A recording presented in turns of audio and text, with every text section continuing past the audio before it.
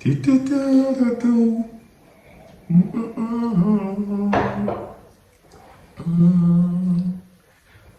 a dit un jour, si l'on veut voir les plus grandes entreprises qui n'ont jamais existé, les plus belles œuvres d'art qui n'ont jamais été dessinées, les plus grands talents, les plus grands accomplissements, l'on devrait se diriger au cimetière. Pourquoi? Tout simplement parce que c'est au cimetière que vous allez trouver des personnes qui sont mortes et enterrées avec toutes ces bonnes choses à l'intérieur d'elles. Il y a des gens qui devaient écrire des dizaines de livres. Ces livres devaient être en train d'aider des centaines ou des milliers de personnes aujourd'hui. Malheureusement, ces personnes sont mortes avec tout leur savoir et jamais aucun livre n'a été écrit. Il y a des personnes qui sont mortes avec des grands talents. Aujourd'hui, on se souvient des grands boxeurs, des grands footballeurs. Ces personnes auraient peut-être dû être dans la liste de ceux-là. Malheureusement, aujourd'hui, elles sont enterrées et on n'en parle plus.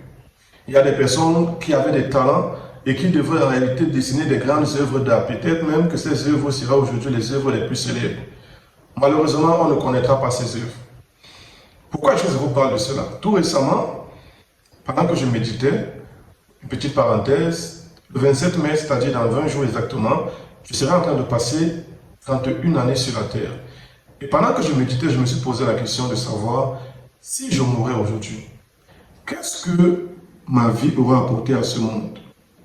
C'est vrai, c'est une question un peu radicale, mais à laquelle nous serons tous confrontés.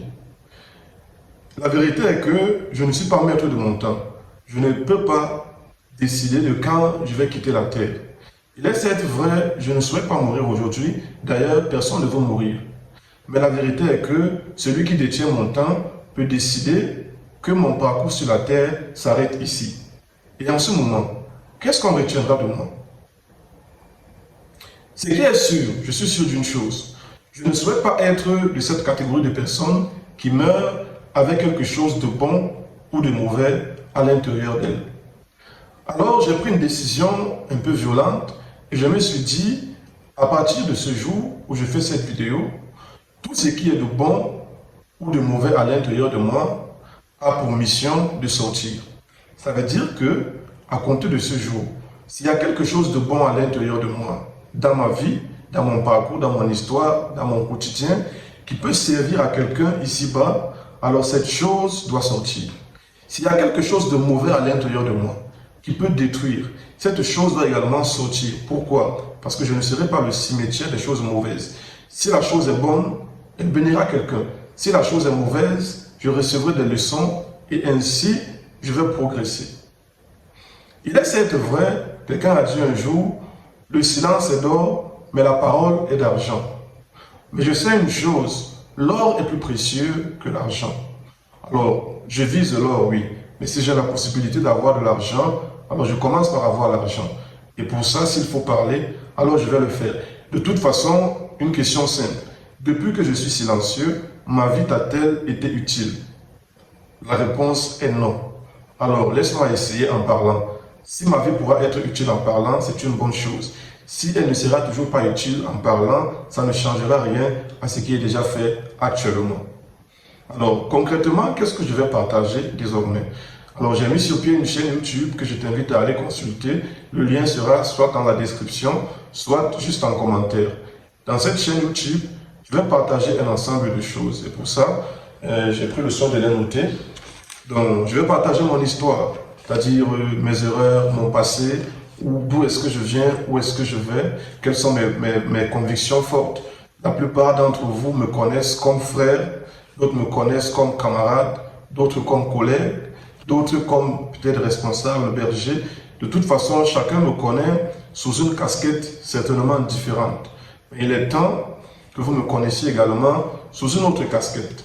Quelqu'un a dit également, lorsqu'on aime quelqu'un, on lui donne ce qu'on a de plus cher. Et vous savez, au stade de ma vie aujourd'hui, ce que j'ai de plus cher, c'est ce Dieu qui m'a secouru, qui m'a tendu la main et qui m'a pris du plus bas et est en train de m'amener plus haut. Tu me poseras la question, où est-ce que je suis aujourd'hui? Je vais te répondre très simplement, je ne suis pas où j'étais hier. Alors quand tu comprendras où est-ce que j'étais hier, tu pourras mieux comprendre de quoi je parle aujourd'hui. Donc il est important que cette histoire-là également puisse servir à quelqu'un. Le monde aujourd'hui est en quête d'accomplissement. Il est important que pendant que nous sommes en quête d'accomplissement, que nous comprenions qu'il y a également des réalités dans ce chemin. Il y a des personnes qui traversent des moments plus difficiles que nous. Il y a des personnes qui cherchent ce que nous avons. Et si cette chaîne que j'ai mise sur pied pourra te servir à prendre conscience de ces réalités, ça sera déjà une très bonne chose. Le deuxième élément que je vais partager, c'est mon quotidien.